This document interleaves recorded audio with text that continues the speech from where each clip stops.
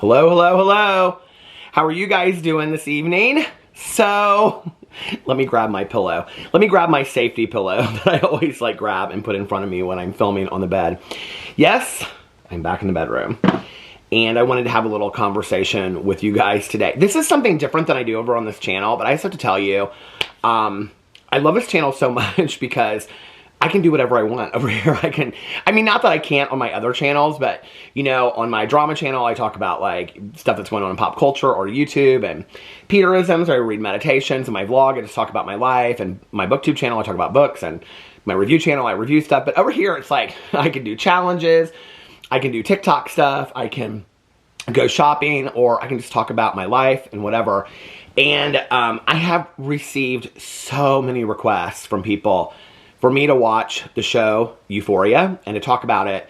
And I think many people are really interested in hearing what I have to say about it. Thank you. First of all, I just want to say, because I am sober and I have been sober for quite some time. I've been sober since December 17th of 1994. So I have been sober for 27 years. I'm actively involved in a 12-step program, which the show shows parts of addiction. Well, shows a lot of addiction. And it also shows pieces of a 12-step program. And so and it also shows treatment as well. Before I get into this, I just want to say, if you have not watched the show Euphoria and you plan on watching the show Euphoria, do not watch this video because it's gonna be spoiler. I mean, I'm just gonna talk about whatever I want to talk about. So, on my booktube channel, I try to do reviews that don't spoil the book, but I think it's impossible to talk about Euphoria and not spoil things. So let me tell you kind of how this all happened for me. I had seen this just massive amount of attention being brought to the TV show Euphoria. And I didn't know anything about it, honestly. Like, you know, I would see like the posters for it, or people would be talking about it and they'd be talking about how good it is, but I didn't know anything about the show. I had no idea what it was about. I had seen, like, when I was like scrolling through HBO Max, I had seen like the thing for it and whatever. And honest to God, I thought, I don't know why, but I think it was kind of like, it looked a little bit in the posters, kind of like the show Sense8 to me. And so I thought it was going to have something to do with, like, these teenagers that were in some, like, futuristic state or something like that, you know, like some dystopian world, and they had superpowers or something. I had no idea what this show was going to be about. I really didn't. I did know that there was an aspect of addiction because so many people had reached out to me and said, Euphoria talks about addiction. You know, I think you'd really enjoy it, blah, blah, blah, blah, whatever. So, but I really had no interest in watching the show, which is interesting because typically the shows that I have no interest in watching are the shows that I end up loving. So, in the last week, I have watched a lot of TV. If you watch my vlog, you'll know this, that I have a very difficult time. I'm sure if you watch any of my channels, you know this, that, you know, like, suffering from all kinds of issues. One of them being that I have a very difficult time sitting still for long periods of time and not doing stuff. So for me to just watch or binge watch a TV show is really, really hard for me. Like, my husband, he can watch an entire, I think he watched Euphoria in like almost an entire day. I think he like watched most of it in one day, the first season, because we just started talking about it. And then he watched the last episode the next day. So he can binge watch a season or a series like that, nobody's business. And often does, like, that's kind of how he spends his weekend sometimes when I'm like filming videos and whatever, is that, you know, he'll just binge watch a show. So one of my goals going into the later part of 2021 and going into 2022 was that I wanted to start, because I love TV. I love movies. Like, I was just looking at all the nominations for the Academy Awards, and I wanted to watch all these movies. So I was looking through last night to see which movies I want to watch. We're getting ready to go to Miami. So I'm going to download some movies that are up for an Academy Award. So anyway, one of my goals had been to allow myself to be present and just binge watch some shows. And I know that might sound silly, okay? But for me, it's a form of relaxation. I've always loved TV. If you watch my videos, you know I make a lot of references to TV that I watched when I was a kid. And it was funny because last night I went out to dinner for my best friend, celebrated 26 years of sobriety. So we all went out to dinner last night. And I was saying something and I was talking about some movie, and she goes, she said, it's so funny because Peter always, everything in life he references to a book, a movie, or a TV show, which is so true. So anyway, in the last week, I watched, what was the first show I watched? The Woman in the Window Across the Street from the Girl, or The Woman in the House Across the Street from the Girl in the Window, which was fantastic. I loved it. It was a parody on like thrillers. And I love Kristen Bell. And I did last year watch The Good Place, which has turned into one of my favorite shows. Or maybe I watched it the year before. I don't know. But I loved The Good Place. And then one setting, I sat down. I wanted to watch a true crime show. So I watched The Tinder Swindler, which was fantastic. It was really, really well done. And I love any kind of true crime show where there's, you know, where there's some conclusion at the end. So that was good. And because I love like The Keepers, but you don't really find out much at the end, you know. And also like Making of a Murderer with, you know, Kathleen Zellner. I love her so much. Brendan Dassey couldn't have done it. So anyway, then I didn't know what to watch. And all these people were telling me to watch Euphoria, right? And everybody's talking about season 2. So I thought, okay. And I said this on my vlog. I'm going to give it one episode and we're going to see what I think. Well, I watched one episode and I couldn't stop. And I literally binge watched the entire season in like 2 days. 2 days, and then I watched the last episode last night. And I was absolutely floored by this show. It is one of the most beautifully dark shows I have ever seen. And I'm somebody that I'm also very aware of like intake, if that makes sense. Like, I love horror movies. I love true crime. I love true crime podcasts. I'm listening to Up and Vanished right now. I love reading books that are true crime. I have True Crime Book Club with my good Judy Mel. You know, I love anything that's kind of like dark and mysterious. But at the same time, I have to be very careful of how much I'm allowing in. Because at some point, it kind of like affects me on a negative level. And I even tweeted out the second night after watching Euphoria, I said I felt like I was having an emotional hangover. So for me, there has to be some balance to a show. And I have to say, like, this show is so dark, but yet so beautiful and so well done. And the character development for me, like, I've always said this about books. Like, I'm not plot driven. I'm always character driven. So if you can give me a group of characters that I can, like, fall in love with or become invested in, then I'm going to be attached to this forever, right? Which I think is why, historically, when I look at shows that I've been attracted to, like Roseanne, I felt like I was part of the Connor family, you know? And all of that back in the day, and other TV shows like Little House on the Prairie, you know, that I felt like I was part of the Ingalls family, you know, when I was growing up as a kid. So it's always been shows that I felt like I could connect on some level. The way they develop the characters in Euphoria is so unbelievable, and each character, I wouldn't say is a stereotype, but I would say is a character study of a certain type of individual. And not just, I don't think like just a high school individual, but I think just an individual in society living today. Because it's interesting that these are all kids that are in high school. And I think the thing that's hard, you know, having witnessed so much addiction in the last 27 years of my life, and I talked about this in my vlog, it's like, you know, I see kids come in and out of 12-step programs all the time, and this is their reality. Like, Euphoria is so realistic to what is going on in our world right now, and I think it's actually a really good show. I know if there's anybody out there that's younger, they're not going to like that I say this. I think it's a really important show for adults to watch, especially if you have kids, to be aware of what the real world out there really looks like for teenagers, because I think this is an absolute, not for every teenager, you know. I think we like to think that the world is like very much like, you know, Love, Simon or something like that, you know, or I'm trying to think of another teenage, you know, show. Like, I mean, it's definitely not Gossip Girl, which my husband loves that show. But, you know, I think that we, you know, or Pretty Little Liars, you know, or whatever that, you know, but I think it is somewhere in the middle of all of that, you know, and I think that there's this dark, beautiful side to it, and then there's this really, you know, sad side and desperate side to it as well. And I think that it's, you know, kind of very much like the Doors song, you know, of like Getting Out Alive, you know, Jim Morrison, I think that was the name of his book or something like. But, you know, I think that's how a lot of teenagers view high school today, is like, will I ever get out alive? And I know that I felt like that when I was in high school, and it's like, I remember reading this book when I was in graduate school, and it was called, I think, Fist, Knife, and Gun. And it was talking about how, like, violence and anger hadn't changed through the years. The only thing that had changed was the weapon. And so in the 50s, you know, in early 60s, it was like people would fight each other. And in the late 60s, early 70s, it was people used knives in fights. And in the late 70s, early 80s, it was guns, and it changed over time. Well, I think it's interesting when you watch this show, because for me, the same emotions and feelings that I had as I was a teenager are the same things that I see in this TV show. Just, you know, like, emphasized to a point of 2022.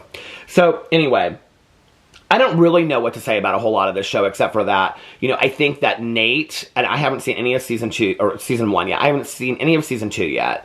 But the character of Nate, I think one thing that's interesting to me as I was watching it last night is how much the show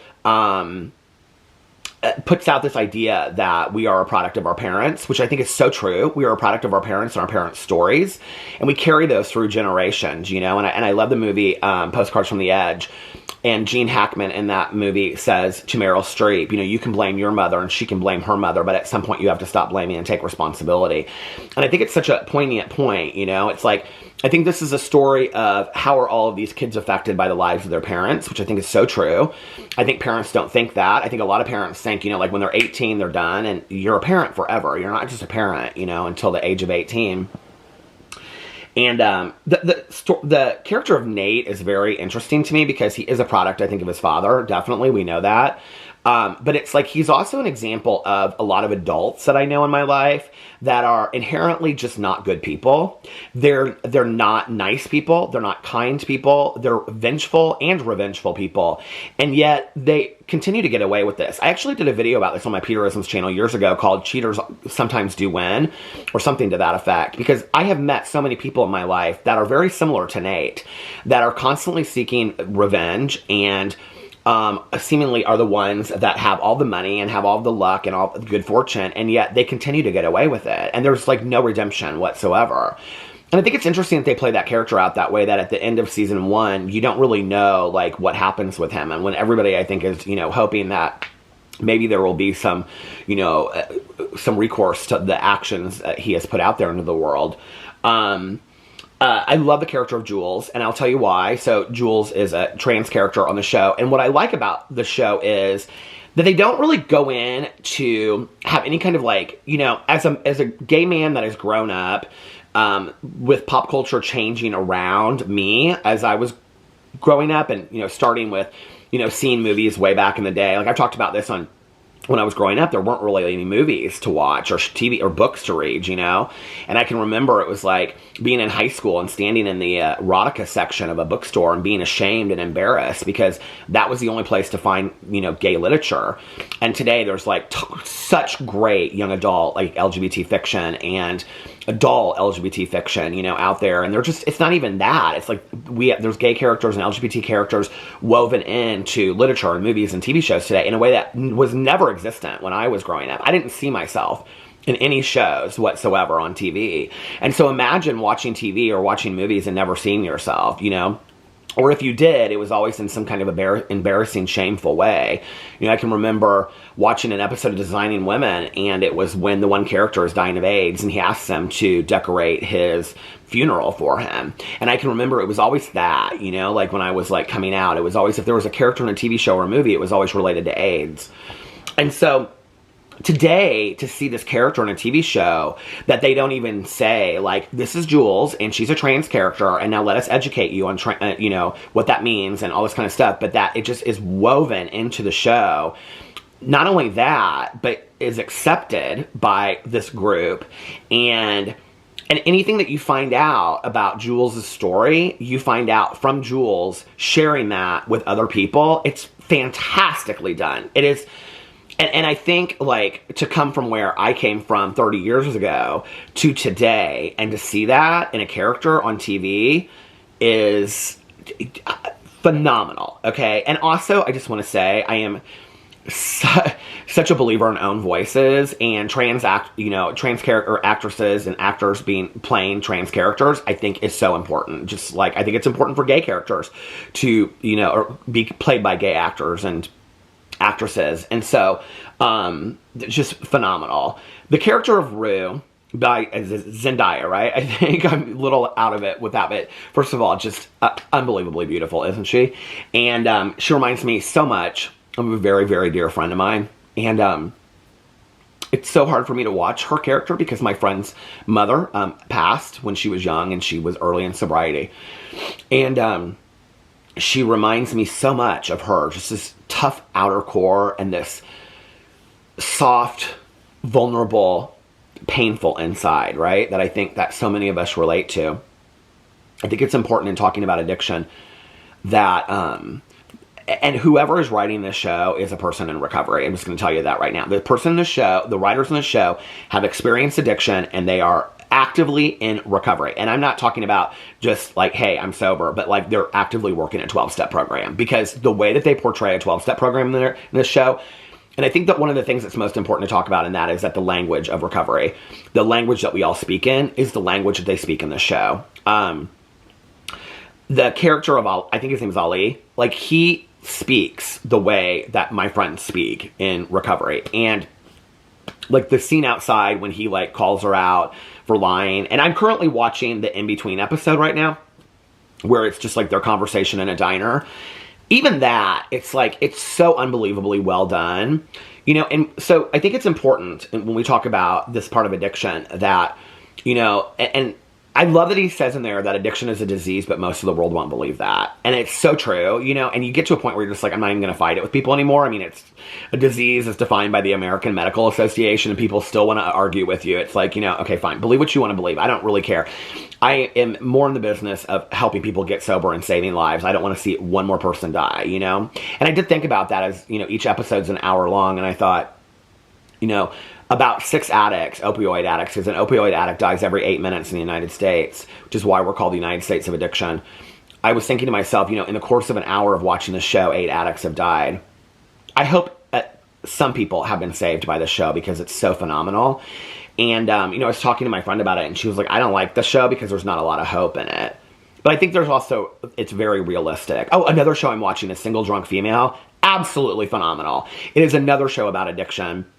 And it is so accurate as well. About my friends and I are all watching it, and we're like, oh my god, this is so like recovery. Like it is the real deal when it comes to like 12-step programs.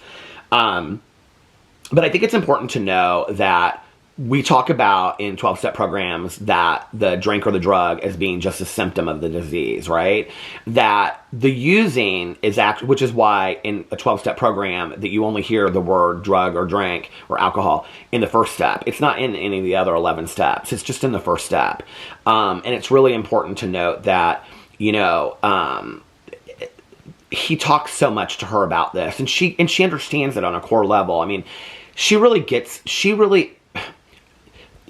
me of myself. I always knew I was an alcoholic or an addict. I always knew that I needed help. I always knew that I needed to stop. But I couldn't imagine my life without it. I was so terrified. And there's a part in the special episode where she says that if it weren't for drugs, I wouldn't be alive right now. And I so related that when she said that, and that I was like, oh my God, that's how I felt. Because drugs made me feel numb, but they also made me feel. And, you know, I could feel any way I wanted to be. I could be whoever you wanted me to be. You know, I could be the person that was dancing on a table in a bar, or I could be the person that was having some intellectual conversation with you. I could be, you know, calm and peaceful, or I could be sexy, and I could be whatever you wanted me to be, you know? And, there's an innocence about Rue that I also relate to as well. That, you know, I was doing all these hardcore things when I was that age, but I was at the same time very innocent-minded and very aware of my parents and hurting people around me, but not to the level of being able to stop.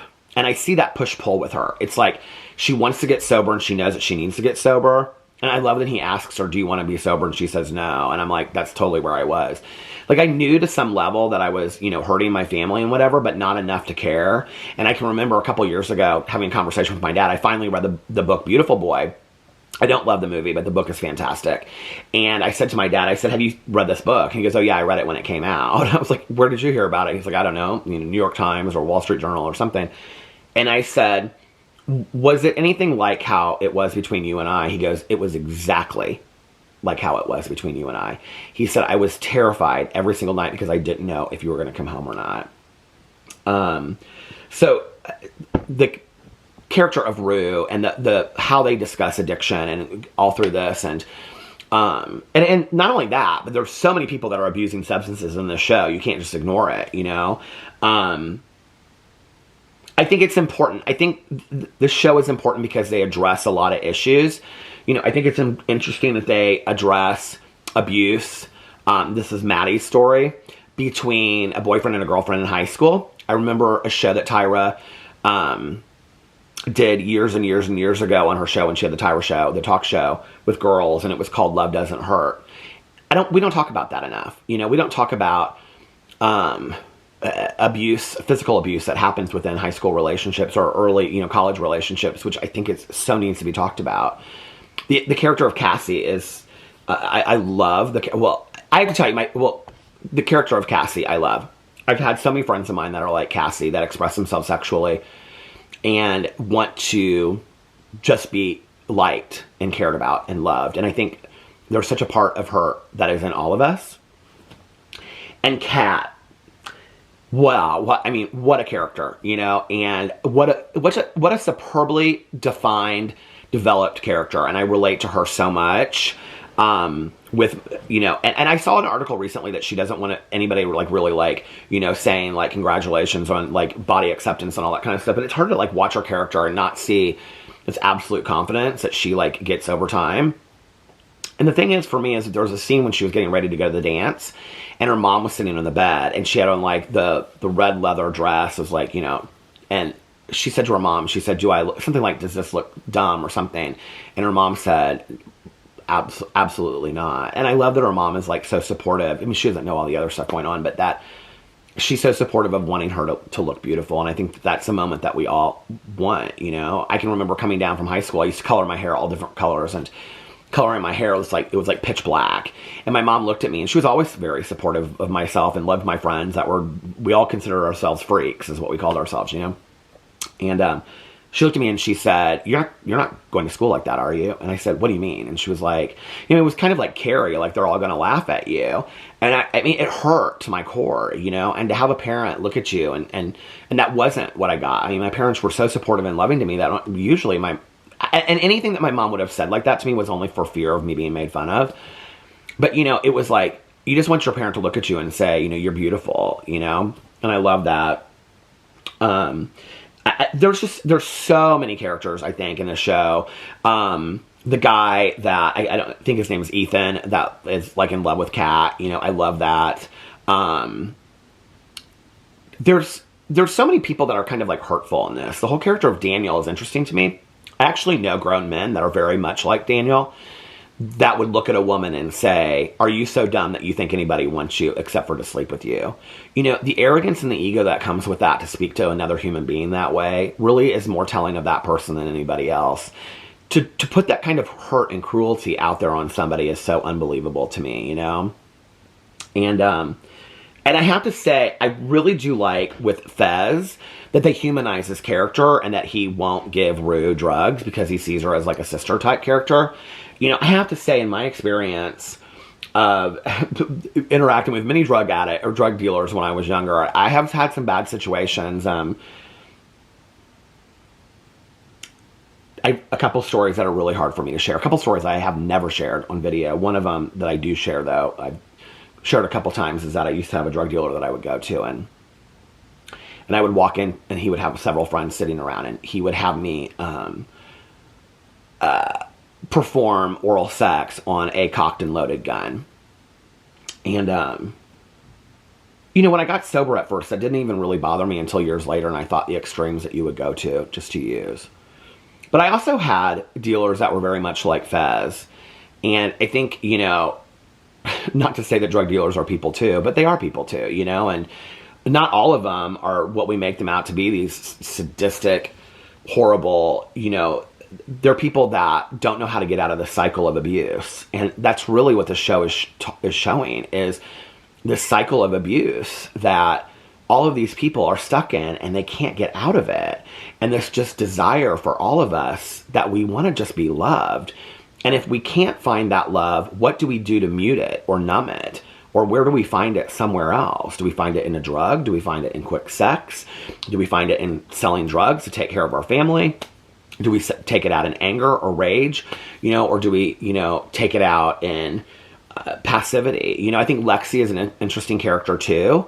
And it's going to be interesting to see what happens with her in season 2, because she's, you know, plays this good girl character, which you always have to have in, you know, comparison to the other characters. I feel like I'm forgetting somebody, like I'm leaving like a major character out, but, well, Mckay.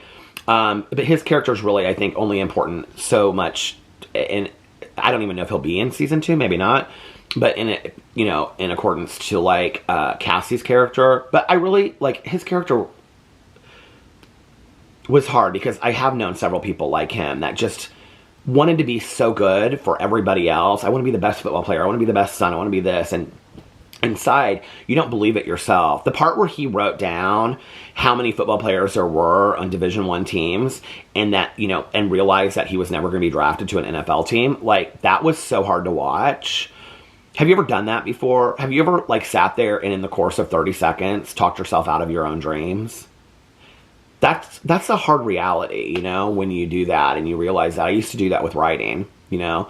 I could tell you the greatest idea for a book that you have ever heard, and in 30 seconds I could tell you that it was going to be stupid, nobody was going to care, whatever, it was never, you know, and I could talk myself out of the idea in 30 seconds. I think probably some of the greatest achievements that should have ever been achieved on this planet, we have all talked ourselves out of in 30 seconds, and it's sad for me to see him in that, you know. And I also think when you work your whole life to accomplish this one dream, and then you realize there are a lot of people out there that are just as good as you at what you do, like, it's really, it's equalizing and it's humanizing. So his character was really interesting to me. They were all just so well developed, you know, and so well done.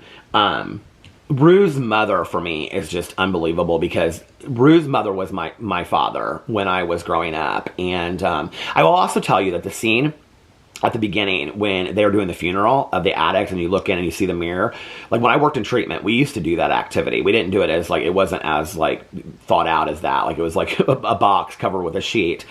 But we would have, like, parents and spouses and stuff come in there and sit in there like it was a funeral. I mean, it's a really, really powerful activity. And then the last episode, when they do that whole what do you call it?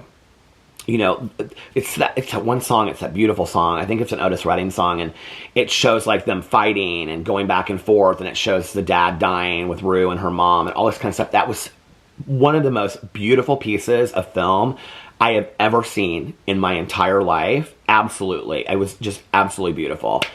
So, anyway, I love the show. I think the show is so well done. I think it's so beautiful. I think it's so raw. I think it's so vulnerable. And I think, you know, it's like this perfect mix of perfect writing and perfect acting that have come together to it's just, I can't even imagine how it would be any better, you know? And it's not a happy show, and you know that when you're watching it, you know there's not going to be this happy conclusion to it. And I think there's a little bit of, like, for me, I don't get so stressed out watching it. You know, it's not like Groundhog's Day. I hate that movie where it's like the same thing happens over and over and over again. I want to watch that movie Palm Springs, but I know it's the same thing. So I know it'll stress me out.